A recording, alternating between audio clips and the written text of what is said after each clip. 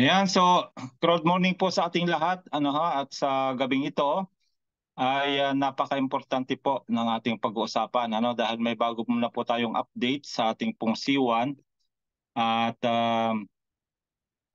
I believe na ito po ay inaantay nating lahat. Ako rin man po ay nung mabanggit nga po ni Ma'am Janet nung kami po nag-meeting nung Saturday yung ating C1 kasi may meeting din po kami every now and then. Pag nagpatawag siya ng mga top leader niya ay umatin po tayo doon. At nabanggit nga po niya na February nga po ay magla-launch ang ating C1 token. At yung nga, nagulat tayong lahat kahapon dahil nung nag-maintenance po yung ating back office, sabi ko, ito na siguro yon. Sabi ko sa isip-isip ko, kasi once na nag-maintenance po, tatandaan niyo po, once na nag-maintenance, huwag po kayong mag-iisip ng negative. Kasi doon sa mga una natin sinalihan, di ba Bro Danny? Pag nag-maintenance, ayun na yung nakakatakot na, baka hindi, hindi na bumalik. Pero dito po baliktad sa ating C1. Pag nag-maintenance po dito, asahan nyo po, meron niyang update. So yun na nga po yung Positive. Positive. pagkatapos ng maintenance po, ay ito na po yung update. At ito po yung pag-uusapan nating lahat ngayon. Kaya lahat ng mga C1 members sa buong mundo, especially Filipino community, tignan niyo pong mabuti ang opportunity na nakahanda para sa ating lahat, especially yung mga pioneers nga po. Tayo po yung mga pioneer, mga Pilipino. Kaya ito po yung matagal na nating inaantay. So ito po yung ating C1 wallet, na nabanggit nga po at nandyan din po yan sa ating pong tokenomics o yung sa roadmap na within this first quarter of 2024 ay ilalunch na yung ating C1 wallet. At hindi po ito basta wallet lang kasi ito po ay state of the art. Ayon po kay founder, mapapanood niyo po yan doon sa kanyang video sa weekly update din po. So bago natin pag-usapan yung functionality nito, kasi may mga in-screenshot din po kami dito na talagang grabe. Sabi ko, pag mangyari lahat tong mga nandito sa teaser na ito, ay game over na po. Ibig sabihin ay ito na yung panahon naman natin. So, basahin lang po natin dito yung nakalagay. Sabi dito, the revolutionary C1 wallet platform is almost here. Awesome features and incredible capabilities. Ayan, may video po yan. Piplay po ni Coach Danny. As C1, we are always bringing you more. And we are always giving you the best. We are almost ready to introduce the C1 wallet. Ayan, we are almost ready. So nag-aantay na lang po tayo few days from now, I believe. Kasi first quarter nga po. A seamless, safe, easy to use Web3 wallet that will revolutionize the industry.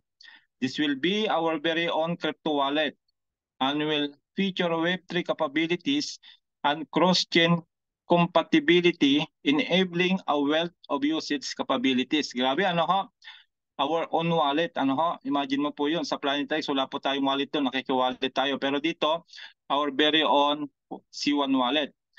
Some of its greatest features include its seamless applications, ease of use, and supreme safety. Since it will be utilizing EVM blockchain technology, Ethereum, you will be able to use the revolutionary C1 wallet for staking, minting, and swapping the powerful C1 token. Grabe, Kagaya din po ng Planetix. Meron tayong swapping, minting, staking. Mamaya, pag-usapan po natin yan. The C1 wallet will also securely hold all your C1 NFTs. Lahat po tayo nakabili ng package. Take note, meron po tayo mga NFTs. At yan po ay mga Genesis NFT. Yan po yung pinaliwanag nung una pa mang ibenta yung ating mga NFT package na yan. And you will be able to withdraw not only C1 tokens but also USDT and BTC. Yan yung sinasabi po namin. Pag nangyari po yan na nasaswap yung ating C1 wallet into USDT and BTC, yun nga po, tapos na po yung laban. Tapos na po yung pag-aantay natin, tapos na po yung mga worries natin, tapos na po yung time na tayo binabatikos. Yan, ito na po, ayan, take note. Direkta po siyang naisa-swap sa USDT BTC, not unlike the other IX token, kailangan dumaan muna kay Matic. Ito hindi, direkta na siya. Amazing. And especially exciting feature will be the commissions you receive for every C1 token referral. Di ba? Wala na tayong problema sa withdrawal kasi nga once na nasa global exchange na yan, nako-convert o nasa swap to other crypto, siyempre pag na-swap yan sa BTC or Ethereum or USDT, pwede mo na siyang i-convert to any fiat money, di ba? Kaya wala na pong problema ang magiging withdrawal natin, di ba? Claim your C1 tokens and use the C1 wallet well. The C1 wallet will certainly change the game, but you have to be in the game to reap the benefits. Ayan. Kaya nga sinasabi na dapat bago mag-launch siya ay nakahanda tayo. Ano ho? Have you claimed your C1 tokens yet? The C1 token claim period has been extended to 29 February. So get to your back office now and start claiming. The C1 token and the C1 wallet together, they will revolutionize crypto. Grabe ano? Grabe po yung ating kaya po nung makita namin to sa laksaraan, hindi na kami nakakatulog.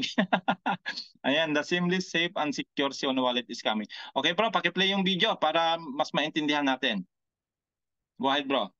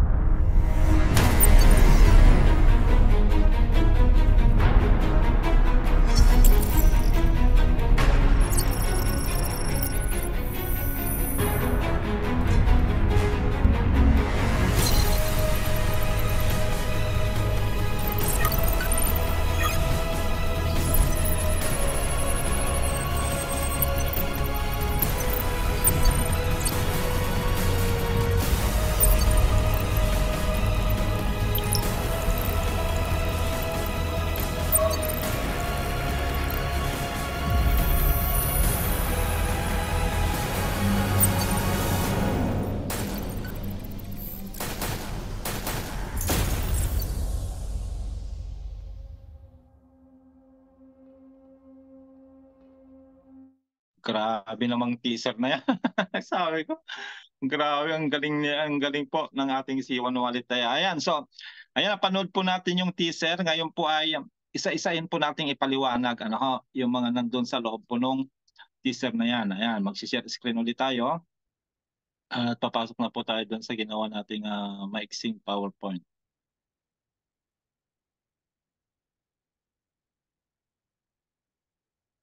Okay. Sabi dito, get ready for the C1 wallet. Maghanda na daw po tayo sa paglabas ng ating C1 wallet.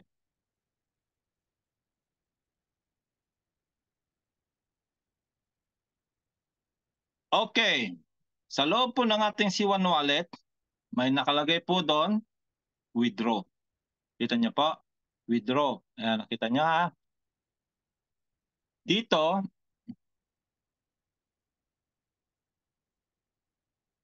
meron din po, siyempre importante po yung token address. Ayan. Yung kung saan natin i-withdraw yung ating C1 token. Ayan, kagaya din po sa BTC, dapat pag tayo po ay nagwi-withdraw sa C1, di ba, kukunin natin yung BTC address, doon sa Binance, sa Coinbase, etc.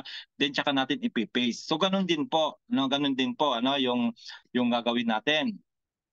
Kung ano po yung wallet natin, kasi pag lumabas yung wallet natin, meron tayo diyang address, o pwede namang ilagay po natin dyan yung ating MetaMask wallet address, o kaya SafePal, pares lang naman yon, o kaya bibigyan din tayo ng C1 wallet ng sarili nating address. Kaya antayin lang po natin. Then nandiyan na po, ilalagay nyo po yung amount. Ayan, example 8,888, then click withdraw. Tapos nakita niyo po dito sa baba, andyan na po si USDT. Di ba? Andyan na si USDT, oh. So yan po yung powerful na mangyayari, kasi nga Ibig sabihin, mawi-withdraw siya, mako-convert siya o masuswap siya kay BTC tsaka USDT, then pwede na po nating pirahin. Pwede natin padala sa ating mga sa GCash. Yeah, pwede din po yung sa GCash na ituro na po natin kung paano po mag-withdraw sa GCash. So yan po yung feature ng withdraw. Ayan, ganyan po yung magiging itsura sa loob. At saka mapapansin nyo po dito, nandun po yung nakahilera sa taas, oh. Kita nyo? Hindi po siya sa C-Store. Hindi siya sa C-Store ilalagay. Dito siya ihilera sa taas mismo, sa front page. O, i-click lang natin yung C1 Wallet, then papasok na po tayo sa ating loob ng C1 Wallet. Okay. Next, stake. Uli sana ito eh. Ayan. So makikita niyo po dito sa stake, ayan, may nakalagay po dito sa taas na naka-stake po siya ng 306,000 C1 token. At annual yield po nito ay 8.88%. Your stake 51 full size. Ayan. Hindi natin nakita ng buo to, bro, ano, nakatagilid lang sa Giant, ano? So ganito ang mangyayari niyan. Ayan, para papakita ko rin po yung magiging itsura po niyan, ha. Kagaya din po yan sa ating pong dito yata.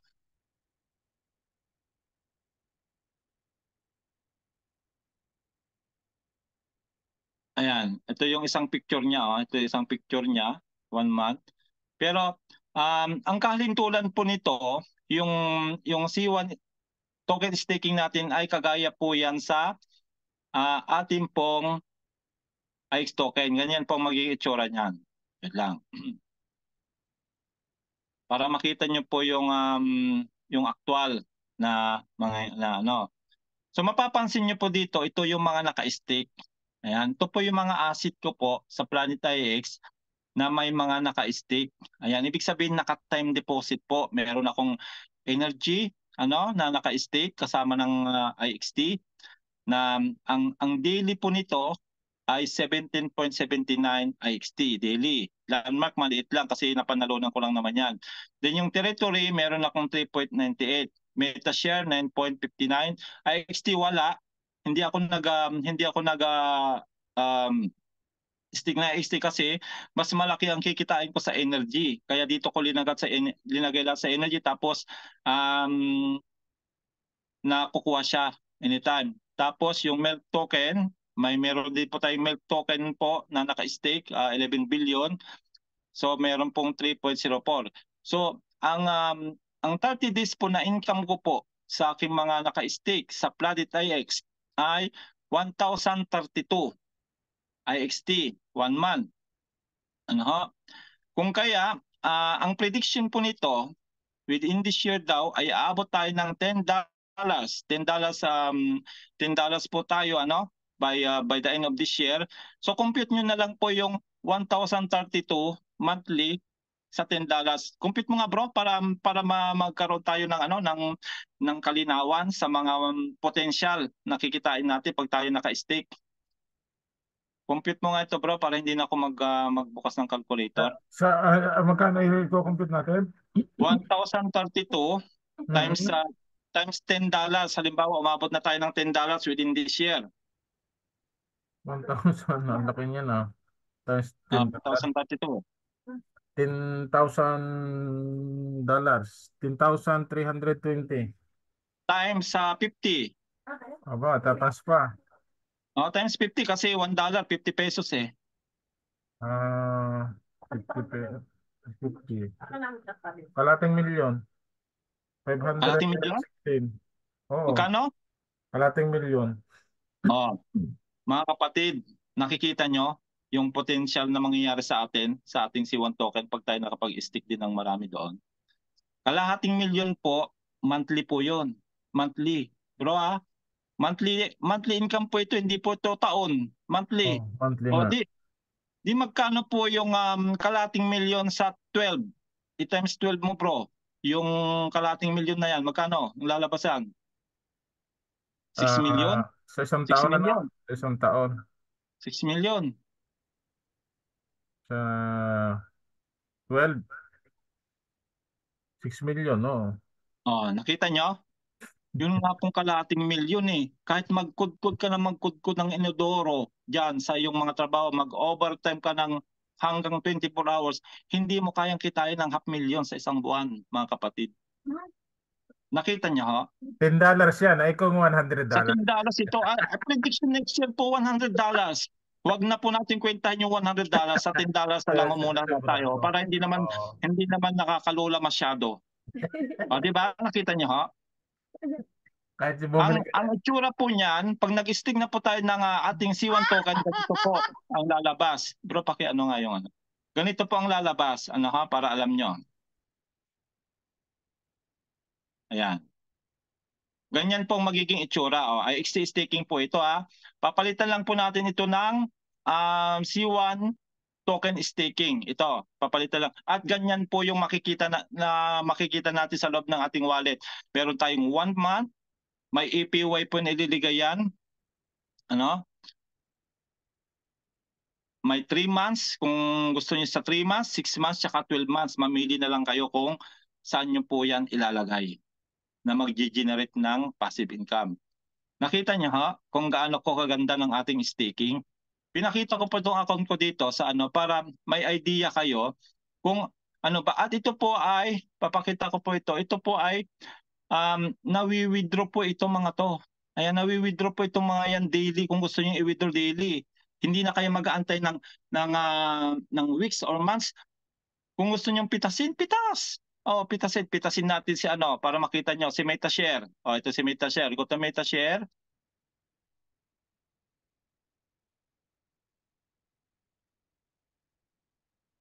Ito yung totoo na sinasabi namin na daily passive income, wala kang gagawin, ano, nakatunganga ka lang, matulog ka 24 hours, mamimitas ka lang. Yun po yung sinasabi namin, ano, na time deposit o staking ang tawag natin sa dito sa Planetary X. At ganyan din po. O yan, kita niyo po yan. Yan po yung mga naka-stake sa akin na mga MetaShares. Yan, mga MetaShares po yan na nakuha nating libre. Libre lang po yan nakuha doon sa mga Genesis NFT na nabili natin. Take note, may mga NFT rin po tayo doon sa ating pong package na binili. At sooner, I believe, magkakaroon din po yan ng airdrop na MetaShare. Ano? Antayin lang natin. At i-stick mo rin kagaya nito. O, yan, kagaya niyan, 27 po yung nasa IXT ko doon na pondo. So, i-withdraw ko lang po ito. Yan, withdraw.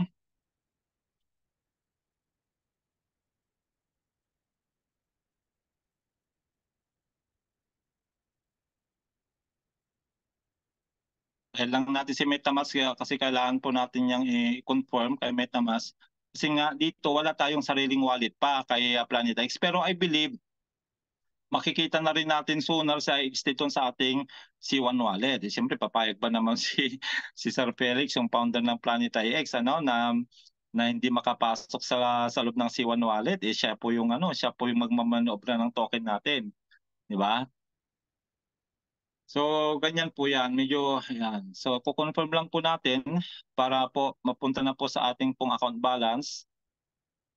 Madadagdag na po 'yan doon sa account balance at pag nasa account balance na po, pwede na po natin yung i-withdraw sa GCash, kung gusto niyo sa GCash, sa coin.ph o saan niyo gustong i-withdraw. Napipera po 'yan anytime. Wala tayong aantayin, in real time po 'yan. Kaya yun po yung mangyayari din sa ating um, C1 token. O, yan kita nyo, wala na. Wala na. Nag-zero na. So, ibig sabihin madadagdag na po yan dyan. So, yun po yung staking. Ano, ha? Kaya nga, ang labanan dito ngayon, ang tanong namin, pag nag-launch na po yung C1 wallet natin, ilang C1 token ang nabili mo? Ilang C1 token ang i-stake mo? Di ba? Kasi nakadepende po yung daily income mo doon sa token na nabili mo. Ano? Plus, siyempre, kasama pa tong mga kinikita mo pa sa Planet X. Ayan. So, ganyan po yung itsura ng staking na mangyayari din po. Ano, kaya magparami na kayo ng token. Dahil pag tayo na una nag-stake yan, sigurado yon. Pag tayo na una nag-stake, ibig sabihin ay malaki po yung magiging daily natin. Kagaya po, di ba? Pag natin yung energy staking, tayo nakauna sa araw na yon, di ba? Laki ng nakukuha natin. So yan. Yan po yung natalakay na po natin. Ano? Dalawa na yung natalakay natin. Yung withdrawal, at saka yung staking. Next naman. Ano ba itong next na to? Mint. Ayan, kita nyo? Pero ito hindi ko pa may papaliwanag sa inyo kasi bago po sa akin itong mga to. O, yan. May minting din po siya na mag-generate again ng C1 token. Ayan, 10 C1 token. Ay, nakita nyo, oh. O, kita mo, bro? Daily yield, 10 C1 token din doon sa taas. O, kung minute natin si Nano, si Micro, wala pa kaming idea nito. Antayin lang ho natin kung ano po itong mga to. Hindi natin alam kung airdrop po ito ng mga NFT natin. Ano? Maaari. Airdrop po yan. Kaya antayin po natin. So, yan, hindi natin masyadong may palawanag pa yan kasi nga ay wala tayong pag-aari ng mga ganito pang nandiyan sa loob. So, paglabas na lang po niyan, doon natin malalaman ano, kung ano ba itong nano na yan, ano ba yung micro na yan. Then next ay yung repair. Yan, ito po yung exciting part. Kung kayo po ay walang maraming token at hahatawin nyo po yung pong pagre-repair, ibig sabihin, meron po ditong meron ditong, ayan, nakita niyo po ito QR code na yan. Ayan, ikakopy nyo lang po yan, tapos ipopost nyo o i-share nyo. Then pag nag-subscribe, kasi alam ko to subscription din to itong ating C1 wallet na ito Then meron kang C1 token. You will earn C1 token. O, di ba? Kung masipag ka, masipag ka kagaya ni Coach Danny. Kaya nga ako naungusan ni Coach Danny, Director 3 siya, Director 2 ako. Kasi mas marami siya, hindi ako masipag din naman, kaso mas marami kasi silang kakilala ni Sister Laika kasi talagang sila yung mga pioneer na mga networker dito sa Milan, yan, binuking na natin si Coach Danny. Kaya marami pong tumatarget sa kanya. Nung tayo nagkaroon ng problema sa C1, nagkaroon ng pagsubok, ay kaliwat kanan pong nag-i-invite sa kanya. Kasi alam nila na pag humataw si Coach Danny, talagang hindi mo yan mahabol. Di ba nababanggit po niya kanina na once na lumabas na itong referral ng ating C1 wallet, hahataw uli yan. Hahataw yan para mapaparami pa uli niya yung token niya, di ba? Yan. So meron din tayong referral. Kaya pag-isipan nyo na kung sino yung mga gusto nyong invitin na makasama din sa opportunity na ito, di ba? Kasi ito, na siya talaga yung bang kung mawi-withdraw natin yung ating income, nawi-withdraw anytime na hindi na tayo mag-aantayan. Then next ay hold. Ayan. Kita niya po dito. The home of C1 NFTs and C1 tokens. Ayan, i-hold. I-hold natin. Pero antayin din po natin yung mechanics. Kasi dito, mayroon na nakalagay dito sa taas. So, kita niya sa taas, C1 token stake, C1 token pool, C1 token minter, C1 token NFT, C1 token available, C1 token ecosystem. Ayan, ang dami yan sa taas.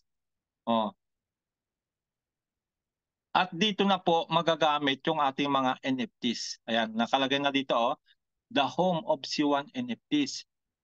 Kaya nga po, napakaswerte ho, yung mga Wire at saka mga Fifth Element, bakit kanyo, meron po kasi yung mga legendary NFT.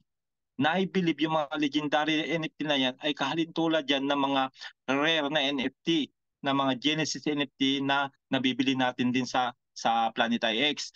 So yun po yung advantage mo. Kung ikaw ay mayroong legendary, hindi natin alam kung magkakaroon din yan ng lifetime airdrop kagaya ng mga Genesis na bili natin sa Planeta X, yung pong Lucky Cat Genesis tsaka yung AOC Gold Buds, diba? Nakita nyo yung AOC Gold Buds, binigyan kami ng airdrop na another AOC Gold Buds na nagkakalaga po yun ng 9,000 pesos.